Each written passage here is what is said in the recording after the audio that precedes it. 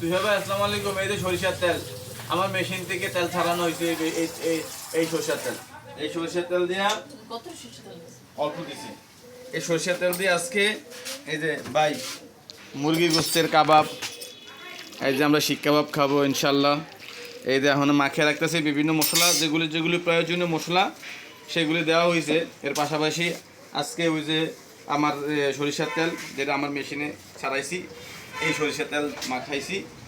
মাখানোর পর এখন মেয়নিজ করার জন্য আধা ঘন্টা বা 1 ঘন্টা বা যতক্ষণ সময়ের মধ্যে আমরা মাখবো, 1-2 ঘন্টা লাগবো, এর মধ্যে আমরা এটা মেয়নিজ হবে। এই যে মুরগির গোস্তের পিস, স্ট্যান্ডার্ড পিস, ঠিক আছে, আমরা সবাই খাবো। এখন এর পাশাপাশি আপনাকে ফ্যামিলির রাহা আর নাম জানি কি, রাহা রিদা, সবাইকে বলা হয়েছে আমরা সবাই একসাথে আজকে এর শিক খাবো, আমরা বারবিকিউ করবো ইনশাল্লাহ। এই দেখেন কালার রোদ করে আর আবে কালারটা রসনা ক্লোজ, এই যে কালার, ঠিক আছে। আমরা আজকে সন্ধ্যার সময় বারবিকিউ খাবো ভাইয়া, ঠিক আছে, সবাই মিল্লা।